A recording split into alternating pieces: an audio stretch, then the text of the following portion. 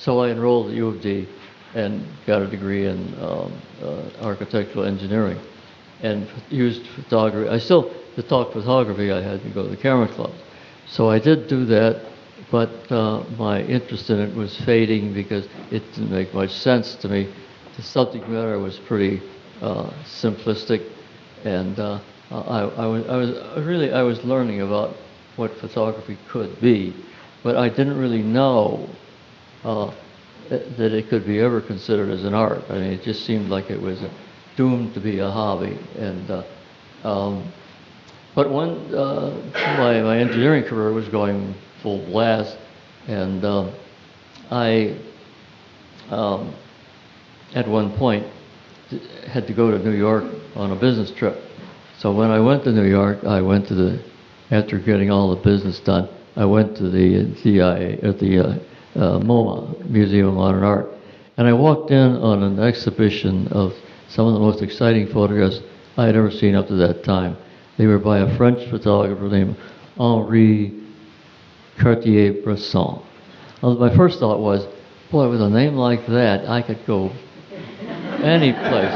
Henri Cartier-Bresson. I almost just seriously changed my name. I did change it to a degree. My name is really Warren Rauhauser. I hated it. Okay, I never forgave my mother for going Warren Rauhauser. So I changed it myself to Bill, because my wife at that time, she said, "There's no point in changing your name now. You can't. It's too late." So deal with it. The other one that interested me too was Balthazar Korab. I met him at an exhibition in the '50s, and I thought, there's another one. Great name, great photographer. Somehow I didn't think I'd ever make it to anything beyond that.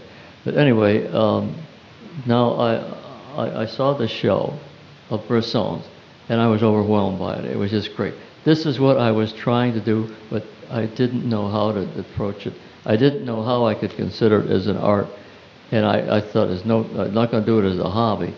I was starting to photograph people, but he really turned me on to the idea of photographing people as they walk around. And then I thought two things. I thought once, well, this makes sense. Let's do this. Shakespeare wrote a play about it. He said at one line he said, all the world's a stage and all the players on it, all the people in the city and in the world are walking on and are actors on this stage. So I sort of thought, okay, if he can do it, I can do it. That's great. And then I on the flight back home from the Museum of Modern Art, after seeing the Cartier-Bresson show, there was a little booklet that they issued, and in it, Bresson made the magic statement that turned me toward photography as a fine art. First of all, he said, photography is a hobby. Okay, I knew that. The second phrase was, the art is in the seeing. That changed everything for me. I could see that what made it art was to be able to see something of significance, something that represents some form of life experience, someplace along the line. And that made it for me. That made it work for me.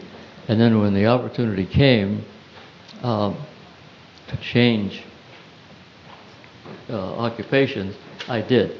I took Yogi Berra word. Remember Yogi Berra, the great New York Yankee hit catcher? He said, if you come to a fork in the road, take it. Okay. That's exactly what I did. I had an opportunity. I ran into a good friend of mine at the time, Bob Vigiletti, who was the chair of the photo department at CCS. And we were at Tom Halstead's gallery, and he was having an exhibition of Ansel Adams. And by the way, Ansel Adams at that time was selling for about $250 a piece. And I wish I had bought 40,000 of them.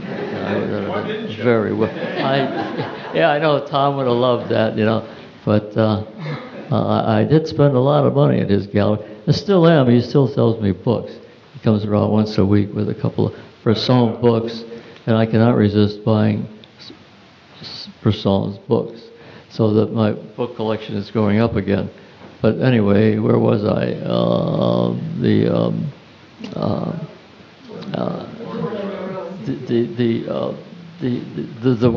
the statement that Bresson had made, that the art is in the seeing, really, as I said, turned me on to the fact that I could become legitimately, I could work as an artist. And when I met Bob Vigiletti, just as he was going, we met and talked a little bit, and he said, "Oh, Bill, by the way, I need someone to teach history of photography. Are you interested?" And I said, "Yeah, I'd like to try." He said, "A night school." I said, "That's a problem. That's fine. I'd like it."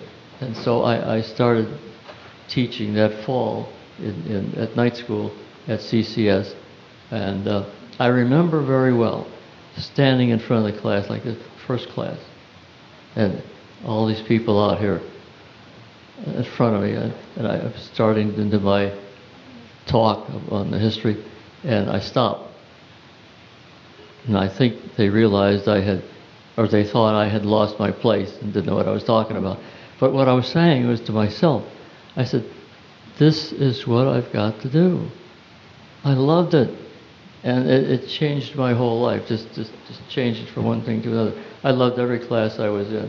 Had a great, from my point of view, a great career in 30 years in photography. So I was 20 years in engineering, 30 years in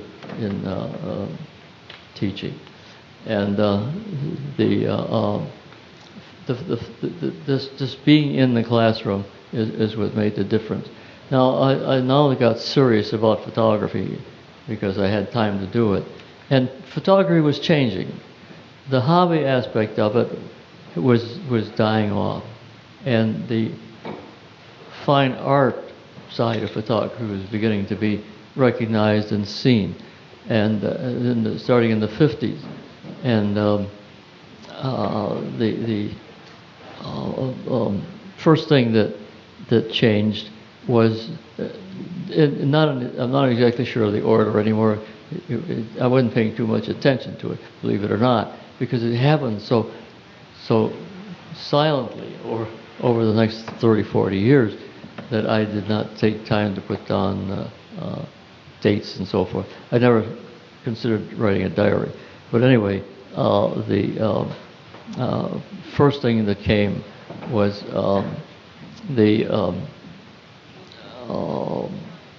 at the DIA, they had brought in a new curator for the graphic arts department. And I went up to her. I can't think of her name right now. What's her name? Sure. Yeah. Say it again. Ellen Sharp. Ellen Sharp. Yeah. Okay. That's the one problem I've got. I can still stand up pretty well. I don't fall over too many times, but my memory sometimes just plays tricks on me, and I cannot remember. Mostly it's names. Okay. But anyway, Ellen Sharp, and she was interested in photography. I just knocked on the door and asked her if she needed some help, and volunteered. She said, "Yeah, come on in." And so right away, the first day, she sat me down. Here's a drawer full of photographs. The whole collection consisted of 50 photographs. And this was in the late 60s. And but she was interested. She had studied photography with a guy named Peter Bunnell, who some of you who are in photography for a long time will remember Peter Bunnell. From that point on, the collection at the DIA began to change until now it's well over 10,000 prints in the collection, mostly due to the interest of Ellen Sharp in collecting the photographs and buying the photographs. And the prices kept going up and up and up too. And I had started a collection through Halstead's gallery when they were, I was chief engineer for a company. This is my last job. And the office was not too far from the gallery position in Birmingham. So when I knew that from talking to Tom that he would go to New York to bring back some photographs on consignment, and he did this regularly, I'd be waiting on the doorsteps just to begin to take a look at these works. So I got some really good bargains. I don't think Tom really had time to put a price on them, so I picked them right out, and I got some Man Rays and Moulinages and a lot of great photographs. But then the prices went up and up and up and up, and I knew that it was way out of my price range. And I did try to, I even desperate to buy some of these things that Tom had. I was ready to talk my wife into taking to the streets just to make a little money to buy these photographs, but she refused to cooperate. So I was stuck with, well, okay, I can't buy any more. There's no use having these around. Some of them were so big that I had to go down to the Penobscot building to put them in a safety deposit box. Well, I got tired of running down there just to take a look at a photograph. So I gave them to Edwin Houck, who had been a student of mine, and right now is probably the best known dealer in photography in the world, perhaps. He's located in New York and additional gallery in Zurich. But I sold them all and got back to collecting cameras now, and so I'm a collector from word go. But anyway, I could no longer afford the photographs because they were going sky high. And I remember one. I will get to street photography. I'm sort of late. Yeah, I will. Yes, I haven't forgotten that totally. But I'm sort of laying the groundwork for it, I was, and then, well, I was describing the fact that photography was now beginning to really move in to the art world. And the first place was the DIA, which Ellen Sharp helped start. And right over the years, it also has become the Department of Prints, Drawings, and Photographs. Well, that to me said, okay, photography has made it. This is great. It's part of the art world. There's no question about that anymore. The second thing that happened was Tom Halstead opening his gallery in '69, and he introduced a lot of Detroiters to photography by putting on these exhibitions that he was able to do over the many years that he functioned as a gallery. And so that was the second issue that sort of spelled out that photography was now becoming a viable situation. CCS, DIA, well, the CCS, Bob Vigilietti was, I think I said this, was the dean, and asked me if I did cover that. There's one other one. What is it? DIA. Oh, Tom Halstead was the last one. Okay, that's covered all three: DIA, CIA, CCS. I'll get in a minute, and